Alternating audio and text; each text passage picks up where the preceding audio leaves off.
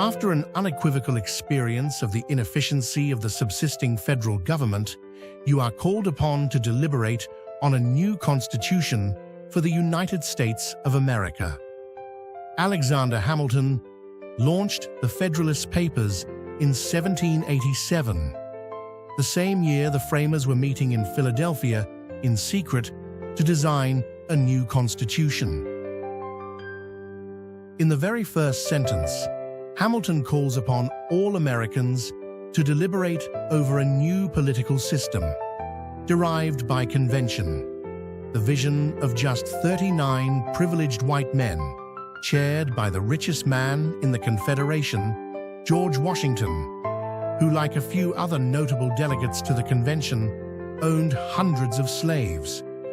They had debated over this new system for just over 3 months, at a time when the nation was facing an existential threat: the collapse of the Confederation and the very possible return of British rule.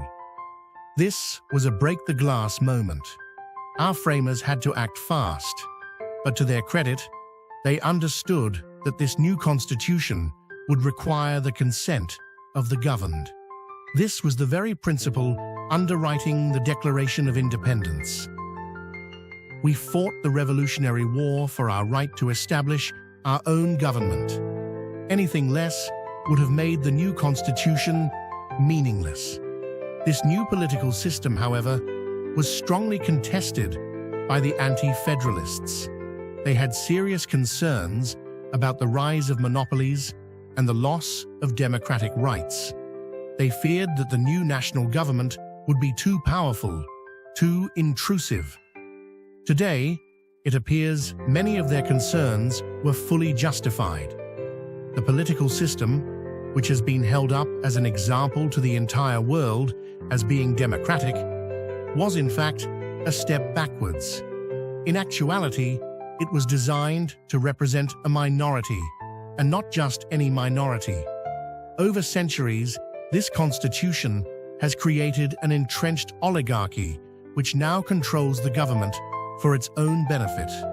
We can see it when we examine policy: who writes it and who votes for it. It's all about keeping the rich and powerful, keeping the ruling class in control. The government does not even pretend to represent the majority of Americans working week to week just to cover their basic living expenses. The majority today reject further aggression against Ukraine, Gaza, and Iran. The majority today favor stronger climate mitigation efforts, stronger gun controls, safer streets, compassionate immigration policies, and a more humane justice system.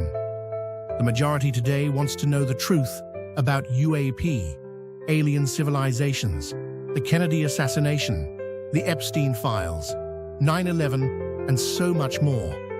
The majority today favor a single-payer healthcare system and a more equitable economy. But what has our government done about any of these concerns? Nothing.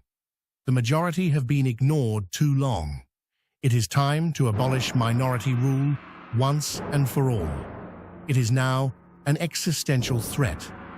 When a few people alone possess the power to decide the fate of a planet, we have an obligation to carefully examine our systems of governance. Democracy is not a given. We must always be at the ready to peacefully improve our constitutions of government when necessary and possible. Our framers' system of government is now in its final days. We must gather our wisdom and courage as a people to claim the future for a better, more democratic one. This may sound like an impossible task, but actually there are reasons for hope in the face of such ominous times. We have the right, as citizens of the United States, to change our constitutions of government when we do so as an act of the people as a whole.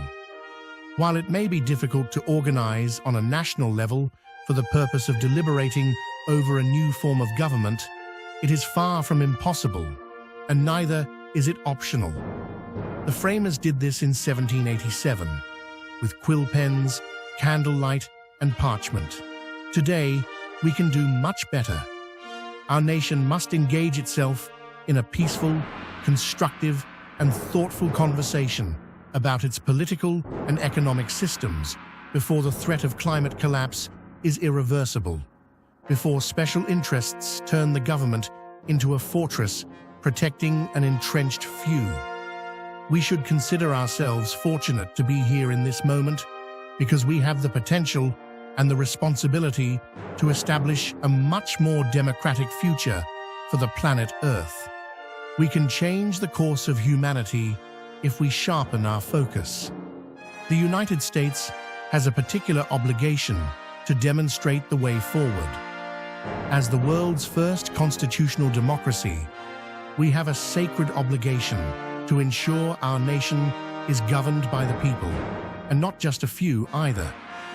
Democracy, that is, rule by the people, requires meaningful and consistent representation of the majority.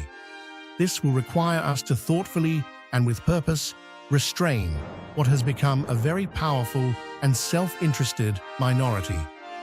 To do this, we must confront the reasons why and how our political and economic systems have been co-opted by a minority and are now outdated and dangerous.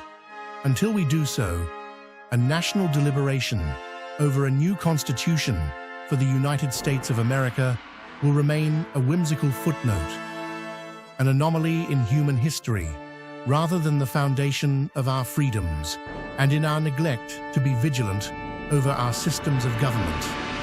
The age of enlightenment will be relegated to the pages of history.